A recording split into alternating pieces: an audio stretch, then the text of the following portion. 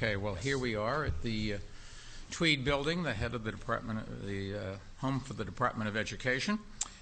It is afternoon, and earlier today, the State Department of Education officially released the results of the math and English exams for the 3rd to 8th graders that were given last spring, just a few months ago. All New York students across the state take the same test and all have the same performance expectations for each grade. And these expectations, as you know, are measured by what are called cutoff levels set by the State Board of Regents. And they also use the term proficiency for the levels. Proficiency means a student has scored at one of the top 2 levels, they call them level 3 or level 4, on a math or English test based on the cutoff levels defined by the state. And in a moment I'll walk you through a series of charts that detail the results and give a picture of the continued improvement in New York City's student performance. But at the outset, let me stress that no series of bar graphs can do justice to the hard work that our students, our teachers, administrators, parents, school crossing guards, custodians, everyone has put in over the past year. And they don't convey the fact that the state significantly increased the cutoff levels required for proficiency in 2010, or that since then these tests have also gotten more difficult, more comprehensive, and longer. Now, as you remember, in New York City, we've always supported raising the bar for our students, a change consistent with the increasingly competitive professional realities that they'll face when they graduate, both here in the U.S. and overseas in an increasingly global world, a reality in which a high school degree is the bare minimum required for most jobs.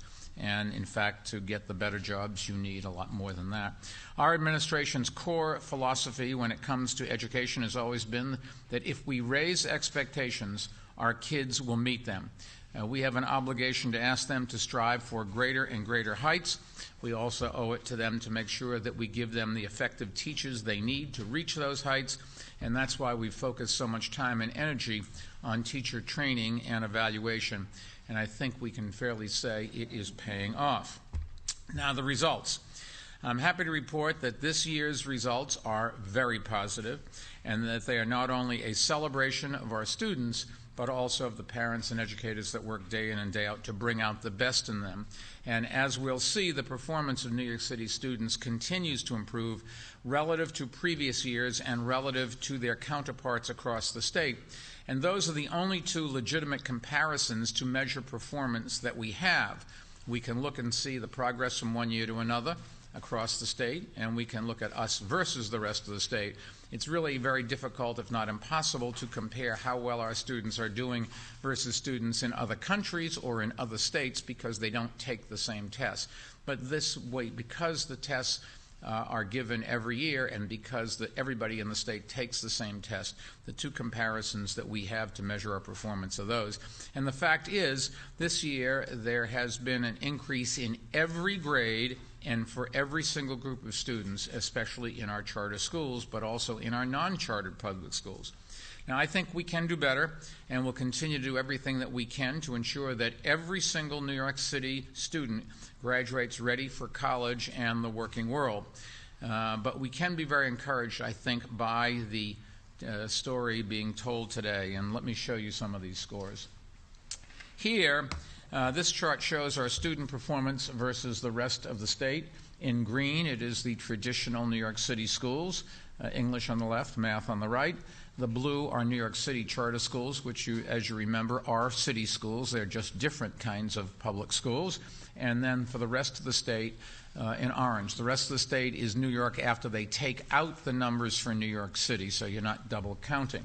And we show 3 years, and at the top we've summarized what's happened in the 2010 to 2012 and 2011 to 2012 groups, and you can see that we've made progress pretty much all along here.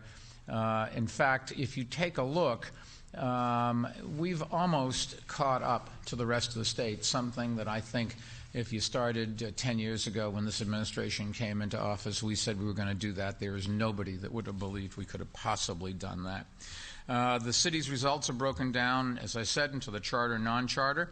The green bars show how our students have fared in the traditional, blue in charter, orange for the state. It is a good way to provide some context for how our students have fared, and because, as I said before, all the students in the state take the same tests and are scored on the same scale. In math, our city's traditional and charter schools built on gains of the previous years, as did schools statewide, but the gains made by city students outpaced students in the rest of the state over that same period. And the progress is especially evident, as you know, in our charter schools. And that's why, last I checked, we had something like 40,000 applicants for 12,000 places in our charter schools. Charter schools are phenomenally popular with people that know and where it really matters to them. A lot of people have opinions about charter schools, but if it's your kid, your opinion really does matter, and people, when they vote with their feet, go to the charter schools. But I might point out that the non-charter schools have made amazing progress as well, and our objective is to make sure that both charter and non-charter schools give our kids the education that they need. As you can see, our charter schools are closing the gap with the rest of the state on English proficiency, having gained 7 percentage points this year and 8.9 percentage points over the last 2 years. And our traditional schools are up 3 percentage points this year and 4.5. You can see that right here. Here are the non-traditional, 3% this year, over the last 2 years, 4.5. For charters, 7 points this year, 8.9 the total. Rest of the state, 1.9, and for 2 years, up 0.6. So while the rest of the state is improving, and they should be congratulated on that, and I wanted to particularly single out Yonkers, which is a city that actually beat New York this year, and that's great. We want to make sure that all cities in the state improve their education system. But particularly in English and in math, we've shown just dramatic progress. When it comes to the math, charter schools significantly surpassed the rest of the state. You can see that on the right-hand side in blue, with an increase in proficiency levels of 3.5% this year and 9.3 percentage points over 2 years. And the traditional schools up 2.7% this year and 6% over the last 2 years. It is really quite amazing, and the success is the most encouraging news that we've had in a long time. And it's exactly why we want to continue to improve our schools, and the fact that the charter schools have done that much better is another reason why we are pushing to expand the state charter law and make sure that we can open more schools. We're going to open another 24 charter schools this September. That'll bring the number of charter schools up to 159 compared to 18 in operation at the start of our administration. And as I said before, we can't possibly handle the demand from parents for the charter schools. They're just off the charts. People want to send their kids here. The states are an increase of 0.8%. Percentage points in math this year and 2.6% over 2 years, and our traditional public schools 2.7% this year and 6 points over 2010. And you see that up here. Traditionals 2.7 this year, 6% 2 years. Charters up 3.5, 9.3 over 2 years. Rest of the state up 0.8 this year and 2.6 over the 2-year period.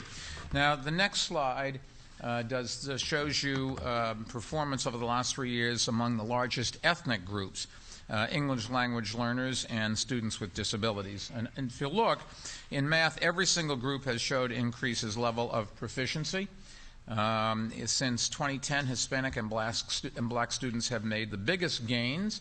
Hispanic students improved by 3.1 percentage points last year and 6.1 over 2 years. Black students by 1.9 percentage points this year and 5.7 points over 2 years.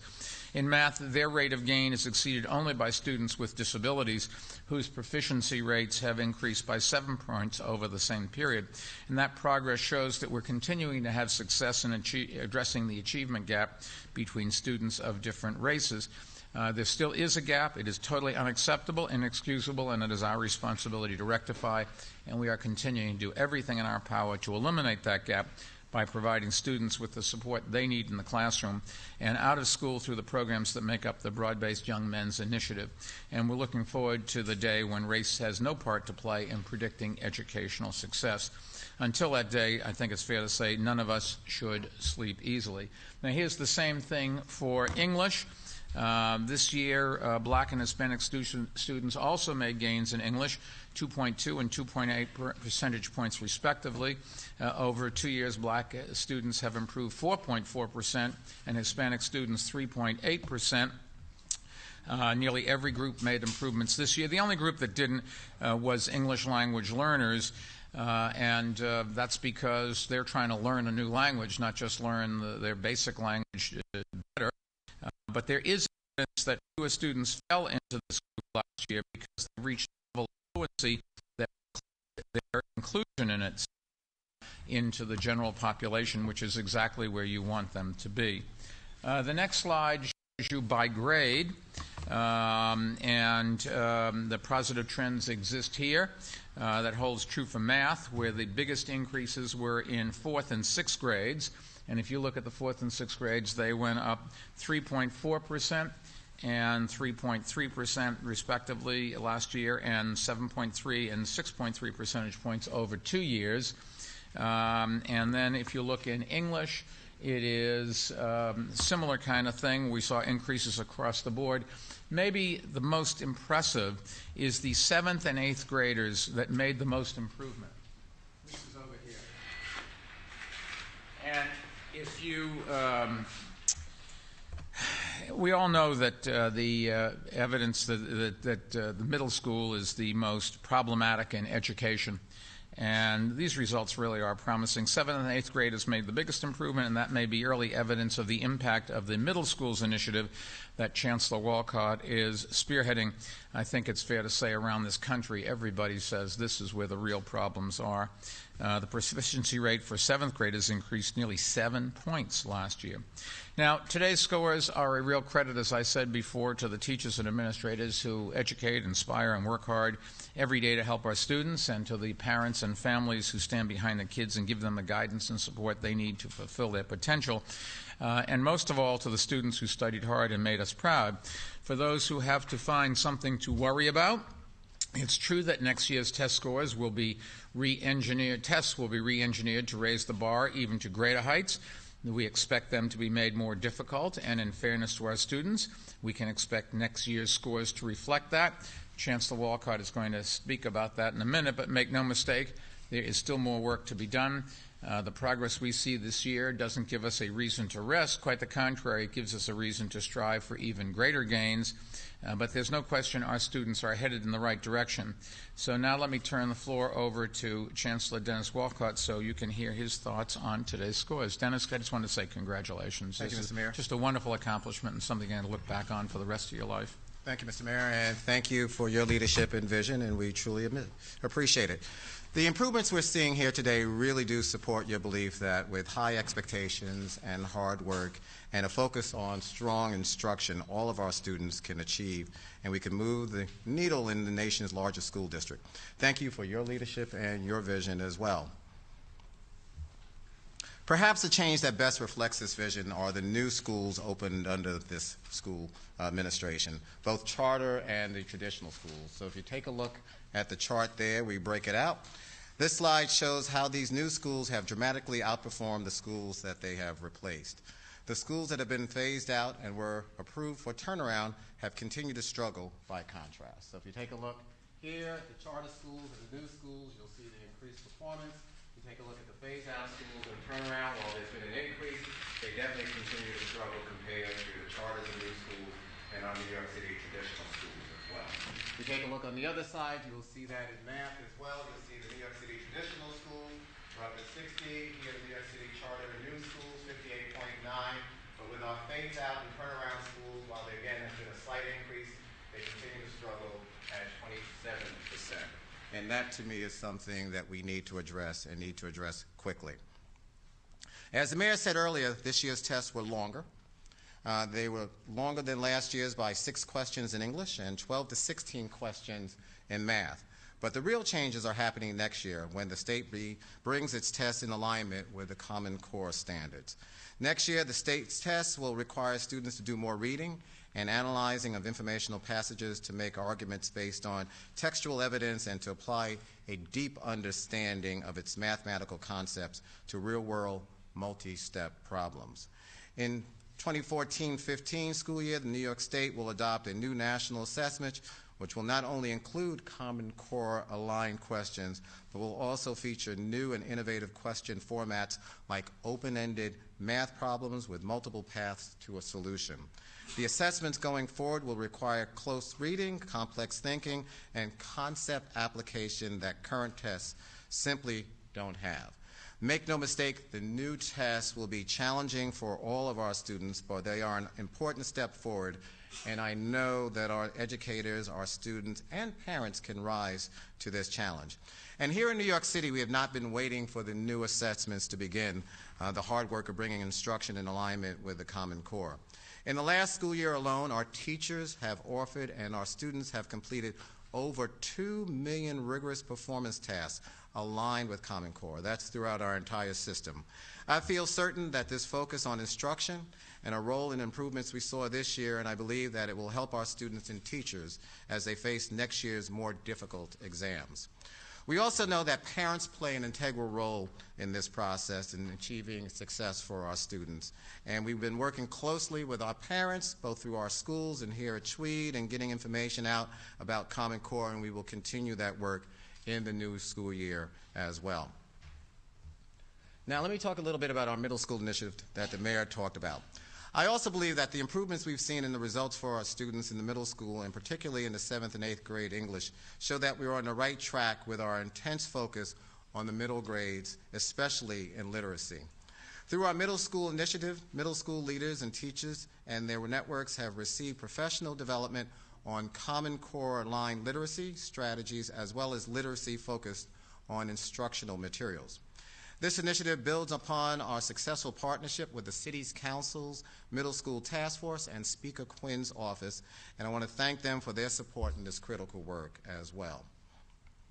Strengthening our students' work and our teachers' practice by aligning it to Common Core and focusing those efforts on the grade levels where students appear to be struggling the most is the way to achieve our goal of ensuring that all of our students graduate from high school, college, and career ready. Now, let me deal with the promotion.